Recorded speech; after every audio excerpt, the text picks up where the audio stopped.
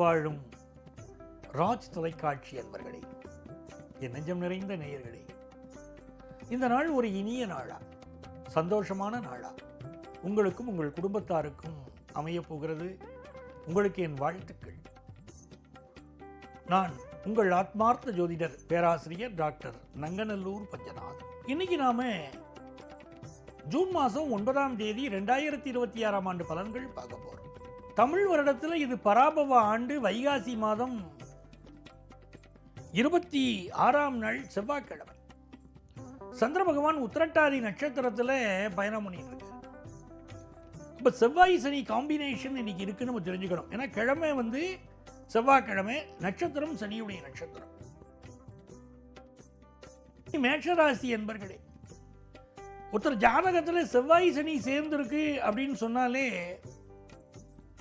குடும்பத்தில் ஒரு கன்னிப்பெண் தோஷம் இருக்குன்னு அர்த்தம். நிறைவேறாத ஆசைகளோடு மறைந்த ஒரு கன்னிப்பெண், அதாவது அகால மரணம் அடைந்தவருடைய தோஷம் அந்த குடும்பத்தில் இருக்குன்னு அர்த்தம். பெண்களுடைய ஜாதகத்தில் செவ்வாய் சனி சேர்ந்திருக்க வச்சுக்கோங்க, கணவனால் சில பிரச்சனைகள் ஏற்படுறது. அதைத்தான் நான் திருமண பொருத்தம் பார்க்கும்போது ரொம்ப கவனமாக பார்க்கறது. பெண்கள் ஜாதகத்தில் செவ்வாய் சனி இருந்தால் அதற்குரிய பரிகாரம் பண்ணாமல் அவள் கல்யாணம் பண்ணக்கூடாது. சில பேருக்கு 2வது கல்யாணம் ஆகிறது, சில பேருக்கு குறையோடையே வாழ்க்கை வாழ்ந்துட்டு இருக்கா. இந்த காலத்தில் விவாகரத்துகள் சர்வசாதாரணமாக ஆகிறது. ஆகவே தான் பொருத்தம் என்பது மிக மிக முக்கியம். அதில் அந்த 10 பொருத்தத்துக்குள்ள பல நுணுக்கங்களை நம்முடைய முன்னோர்கள் வைத்தார்கள்.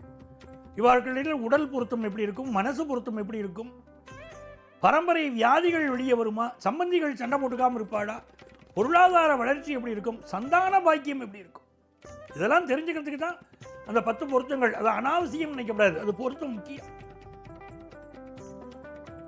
இந்த காலகட்டத்தில் உங்களுக்கு இடமாற்றம் சிலருக்கு ஏற்படும். இன்னைக்கு கால பைரவர் வழிபாடு செய்வது மேஷராசிக்காரர்களுக்கு தொழில் வளர்ச்சியை கொடுக்கும். சில பேருக்கு வேலை மாற்றம் இன்னைக்கு ஏற்படும். ரிஷபராசி என்பவர்களே, ரிஷபராசிக்காரர்களுக்கு மிக மிக மகிழ்ச்சியான ஒரு நாள். ஆஃபீஸில் ப்ரொமோஷன் கிடைக்கும். சிலருக்கு இந்த வேலையே கிடைக்காத யங்ஸ்டர்ஸுக்கு வேலை கிடைக்கும். மிடில் ஏஜில் வேலை போய் தவிக்கிறவாருக்காக அவன் நிலைமை ரொம்ப கொடுமை இல்லையா? நிறைய பேர் சொல்லுவார், சார் 45 வயசில் வேலை போயிடுச்சு சார். அப்படிப்பட்டவர்களுக்கும் இன்னைக்கு வேலை வாய்ப்பு கிடைக்கும். குடும்பத்தில் இருந்த சிக்கல் ஒன்று இன்றைக்கு நிவர்த்தி ஆகும்.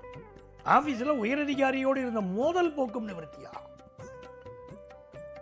பிஸ்னஸ் பண்ணுறவாளுக்கு பணியாற்றுவதற்கு நல்ல பணியாளர்கள் கிடைப்பாங்க. மிதுனராசி என்பவர்களே, எதை செய்தாலும் அறிவுபூர்வமாக செய்யக்கூடிய ஒரு ராசி மிதுனராசி. சபாஷ் அப்படின்னு பாராட்டலாம். புத்திசாலித்தனம் மிதுனராசிக்கே உள்ள தனித்துவம் அந்த புத்திசாலித்தனம். வியாபார நுணுக்கங்கள் அறிந்த ராசி மிதுனராசி. எந்த ஒரு சிந்தனையும் வரும் பாருங்க, இவாளுக்கு காற்று ராசின்னு பேரு. வேக வேகமான சிந்தனைகள். ஒரு நேரத்தில் ஒரு விஷயம் மனசுல ஓடும்னா இவாளுக்கு மனசுல 10 விஷயம் ஓடும். மிதுனராசிக்காரர்களுக்கு இன்னைக்கு பிசினஸ் ரொம்ப லாபம் தரும். நல்ல கல்வியில முன்னேற்றம் இருக்கும். குடும்பத்தில் ஆனந்தமான சூழ்நிலைகள் உண்டு. நீண்ட தொலைவு பயணங்கள் சிலருக்கு அமையும். சகோதரியினால் மன மகிழ்ச்சி ஏற்படும். சுபகாரியங்கள் கூடி வரும். கடகராசி என்பவர்கள், கடகராசிக்காரர்களுக்கு 2 நாட்களுக்கு பிறகு இன்றைக்கு நாள் மிக மிக சிறப்பாக நல்ல நாளாக அமைகிறது. மிக உயர்ந்த பதவியில் இருந்தால் கூட இன்றைக்கு மிக பொறுமையாக, அவை அடக்கத்தோடு, அடக்கம் அமரருள் உய்க்கும், அடங்காமை ஆறிருள் வைத்துவிடும் என்பதற்கு ஏற்ப அடக்கமாக கடகராசிக்காரங்க நீங்க நடந்துக்கிடுவீங்க.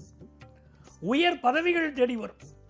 மதிப்பு மரியாதை அதிகரிக்கும். பணப்புழக்கம் அதிகரிக்கும். நல்லவர்களின் தொடர்பு கிடைக்கும். வியாபாரம் செழிக்கும். சிம்மராசி என்பவர்களே, சிம்மராசிக்காரங்க இன்னைக்கு வேலை பார்க்குற இடத்துல பொறுமையா இருக்கணும். சில நாட்களில் சோதனை நடக்கும்.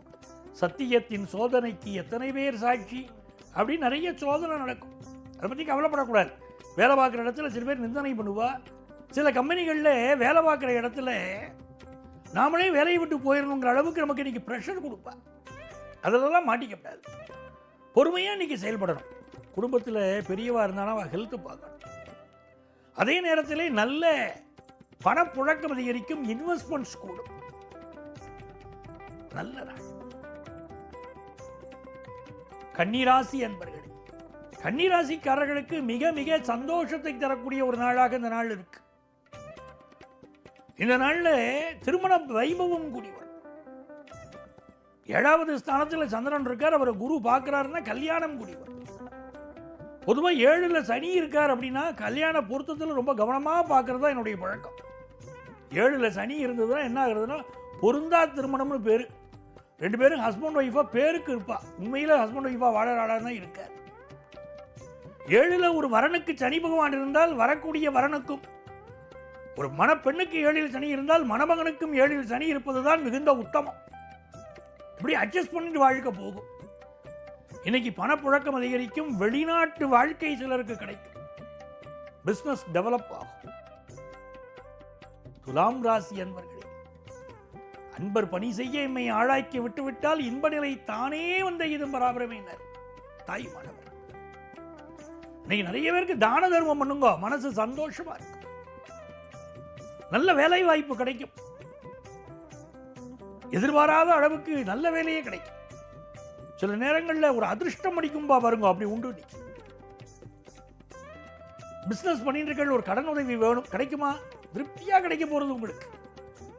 மகிழ்ச்சியான நினைவுகள் சூழ்ந்திருக்கக்கூடிய அற்புதமான நாள். துளாராசிக்காரா ஜெயிக்கலைன்னா யாரால ஜெயிக்க முடியும்? எதிரிகளை வெல்லக்கூடிய ஒரு நாள்.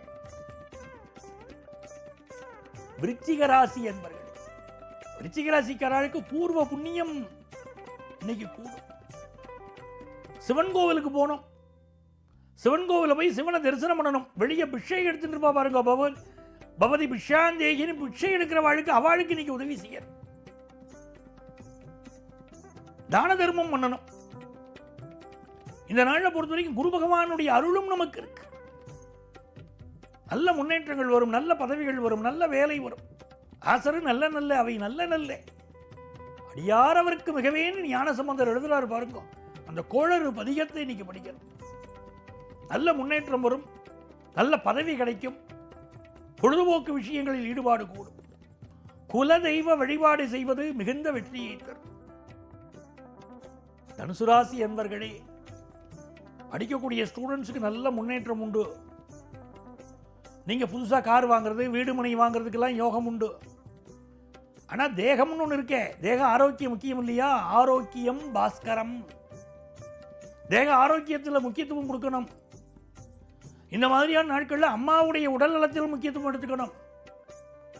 ஹாஸ்டலில் தங்கி படிக்கக்கூடிய மாணவர்கள் ஒழுக்க விஷயங்களில் எச்சரிக்கையாக இருக்கணும். சில நண்பர்கள் உங்களை தவறான பாதைக்கு எடுப்பார்கள், கவனமா இருக்கணும்.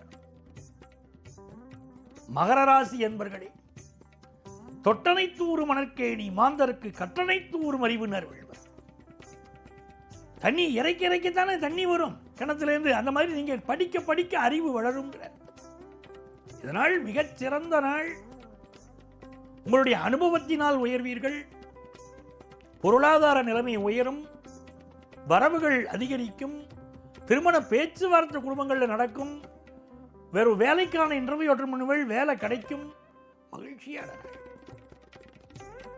கும்பராசி என்பர்களே, காசு பணம் துட்டு கூடக்கூடிய நாள். உங்களுடைய சாதனைகளாக பல விஷயத்தை நினைச்சு பார்ப்பீங்க. வாழ்க்கையில சந்தோஷமா இருக்கேன்னு பலர்ட்டையும் சொல்லுவீங்க. தன வருமானம் பெருகும். நரம்பு சம்பந்தமான பிரச்சனை சிலருக்கு இருக்கும், அவ மெடிக்கல் அட்வைஸ் எடுத்துக்கணும்.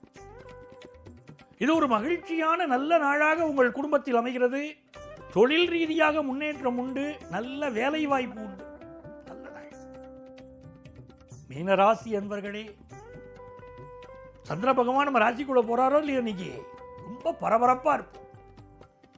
ஒரு மன அழுத்தம் இருக்கும். மீனராசிக்காரர்களுக்கு தெய்வத்தின் அனுக்கிரகம் உண்டு, குலதெய்வத்தின் அனுக்கிரகம் உண்டு, வேலையில் முன்னேற்றம் உண்டு. அப்படியும் எனக்கு உடல்நல பாதிப்பு இருக்கு சார், மனசுக்கு கஷ்டம் இருக்கு சார், எல்லாம் தசாபுத்தி சரியில்லைன்னு அர்த்தம். அவ மட்டும் சொந்த ஜாதகத்தை எடுத்து பார்த்துடணும். இந்த காலகட்டத்தில் கல்யாணம் கூடி வரும், வருமானம் கூடும், மிக நல்ல நாளாக இந்த நாள் உங்களுக்கு அமைகிறது. அன்பர்களே, நாளைய தினம் மீண்டும் உங்களை சந்திக்கிறேன். உங்கள் ஆத்மார்த்த ஜோதிடர் பேராசிரியர் டாக்டர் நங்கநல்லூர் பஞ்சநாதன்.